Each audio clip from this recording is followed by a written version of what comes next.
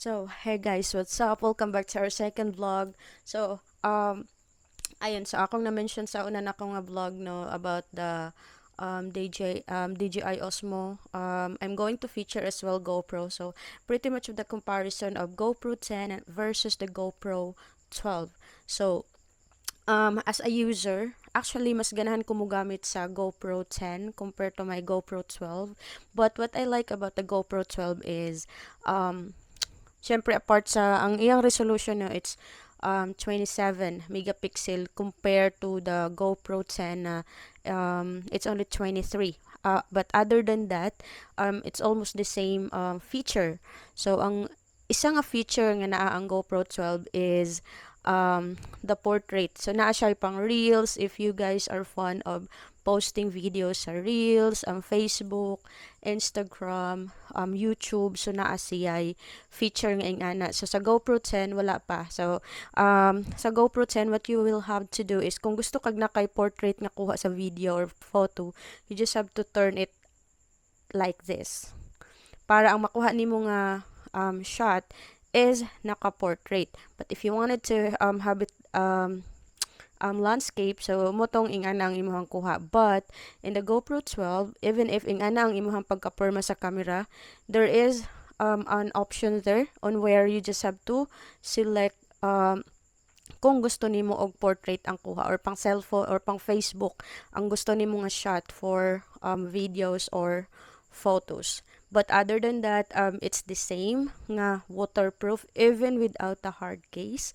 Sa video as well, it's I think it's almost the same. The megapixel lang talaga sila nagkakatalo, but regarding the resolution sa video, iyahang other feature is also the same. Even the size is the same. They also share the same battery kasi I can use the battery ng GoPro 12 if in case na malubat ang akong GoPro 10. And yeah, it also comes with the same freebie. So when I buy my GoPro 10, it also has a tripod, casing included, and yeah, this one I bought it in 2022. Yeah, I think it's 2022. And until now, it's still alive and kicking. Wala pa siyang gas-gas, bisag sige ni siya og kahagbong. And then, most of the time, dili ko magamit og hard case whenever I go swimming. Even if it's underwater, may it be dagat or sapa or river or falls.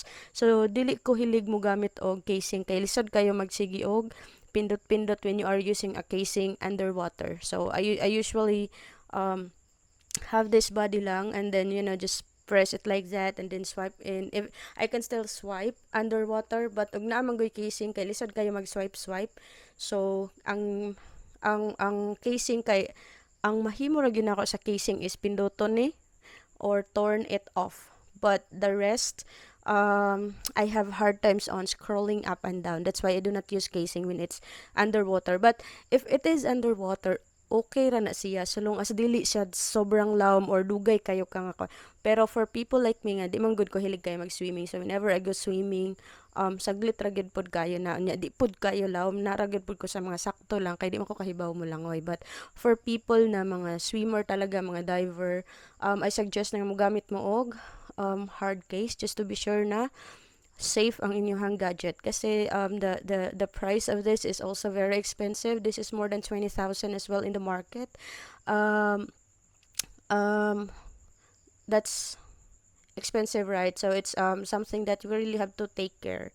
So for mga enthusiasts, I have a lot of friends na mga free divers, so I suggest na mugamit yung taog kanang casing kay dili ni siya perfect nga gadget. No gadget is ever perfect. Now when they said it's waterproof, then it's forever waterproof. I don't believe it. So naagyo ni siya yung mga lapses gihapon. So mura to guys. So if you want to ask me kung asay mas better 12 or 10, for me 12 really is better, but I like to use the GoPro 10 kay mauni akong naandan, and then naapod ni siya option to zoom in, zoom out sa picture sa um naituko dir guys. So sa GoPro 12 there is no option for me to zoom in zoom out kay naaman siya option na linear ingana so super wide ingana, but here even if naagihapon na siya nga feature, naa siya kanang icon to zoom in zoom out, so I can still have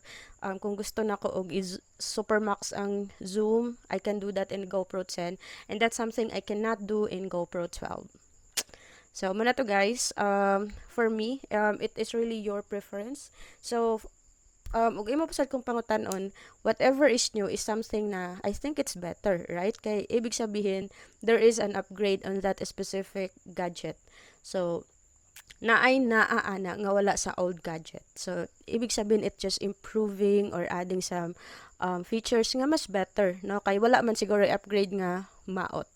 And mao lang to guys. So, plus, the new version is more expensive than the old one. But me on my case, I just love the GoPro 10 kasi it also has this almost the same feature ng GoPro 12, but it is cheaper.